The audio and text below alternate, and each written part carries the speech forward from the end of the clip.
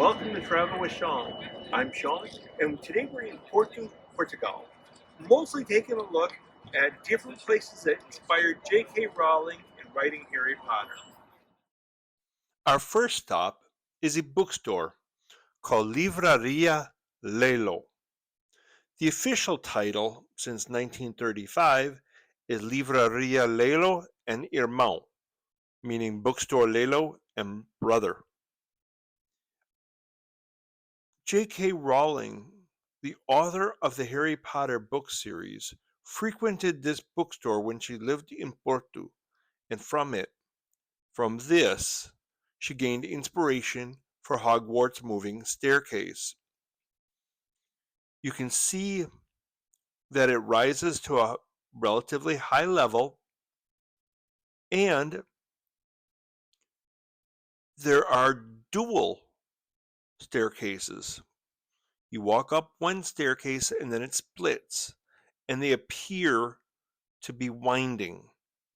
This is where J.K. Rowling came up with that idea of moving staircases.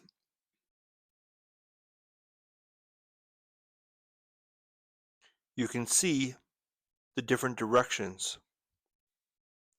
And it is not go up one way and come down another. It's go up and come down whichever way you feel like, which seems to be the case with the moving staircases in the Hogwarts movies. If you think the bookstore looks familiar, it should. It was the inspiration for Diagon Alley's bookstore, Flourish and Blots. Many people who are familiar with the Harry Potter books and or the movies are not aware that J.K. Rowling, the author, lived in Portugal. She moved to the city of Porto from England in 1991 after accepting a job here teaching English as a second language. It was while she was living here that she started writing her first Harry Potter book. She lived here until 1993 when she returned to the UK after having written only a few chapters of Harry Potter and the Philosopher's Stone. Livraria Lello opened at its current location at number 144 Rua das Carmelitas in 1906. If you want to go inside the bookstore and take a look around, you'll have to buy a ticket for €5 per person, as everyone wants to see what inspired the moving staircase of Hogwarts in the Harry Potter movies. The two-story bookstore's interior is beautifully designed, from the carved woodwork to the ceiling and the stained glass window. Livraria Lello has a large collection of Harry Potter books, of course, but you can find many other books here as well. Here we have an assortment of Harry Potter books in English. You can see Harry Potter and the Philosopher's Stone. And here we have English and we have French. French title book, Harry Potter and the Half-Blood Prince. And below it in English, The Chamber of Secrets. Then we move over to Portuguese language Harry Potter books, Prisoner of Azkaban, Order of the Phoenix.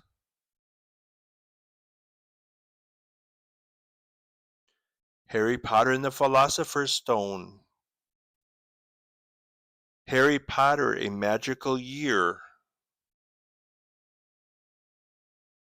Not familiar with that one. And then we have another assortment of Harry Potter books. Fantastic Creatures and Where to Find Them. These are in Portuguese. The Chamber of Secrets, The Order of the Phoenix, The Prime Minister, The Philosopher's Stone, Secrets of Dumbledore. Fantastic Creatures, Chamber of Secrets on the right. There are so many Harry Potter books here. They're in English, they're in French, they're in Portuguese. Pick your language. Many days, J.K. Rowling would go to the Majestic Café for a snack and beverage while writing notes for the book she called Harry Potter and the Philosopher's Stone. When the Majestic Café opened 100 years ago, it was described as noble, luxurious, and majestic. As you can see by its appearance, it lives up to its name. This place seems so fancy, I'm surprised they don't have a dress code. Even the uniforms that the staff wear appear formal. The cafe was very busy while we were there, and it seems like most of the customers then were tourists stopping in for a snack and to snap some photos because it's famous for J.K. Rowling sitting here working on her first Harry Potter book. Can't you just imagine it now? This store is called A Toga, but they don't sell togas. Well, if you'd like to dress like a Hogwarts student, then you must stop by A Toga. This is a uniform store. And among the different uniforms they sell are various traditional uniforms of the University of Porto. These look like the uniforms of the Hogwarts students in Harry Potter. That's because these are still popular among students, and that's where J.K. Rowling got the idea of how the students of Hogwarts would be dressed. So, if you want to dress like a Hogwarts student, stop in at A Toga, but it will cost you at least 175 euros, which is about $190 in the US.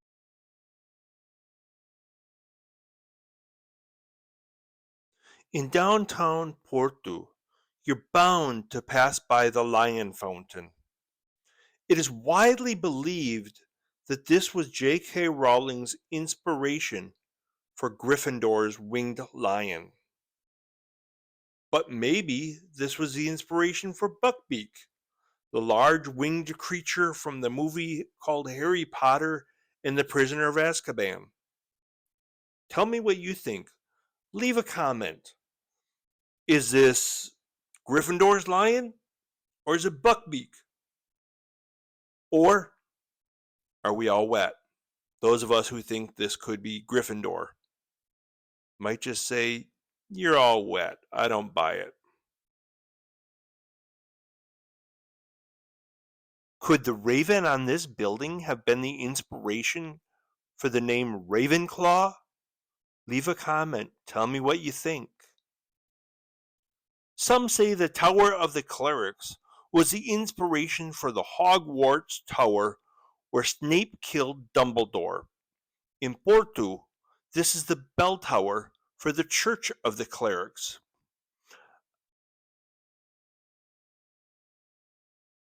Escovaria de Belamonte is a broom store in Porto where they specialize in the making and selling of straw brooms.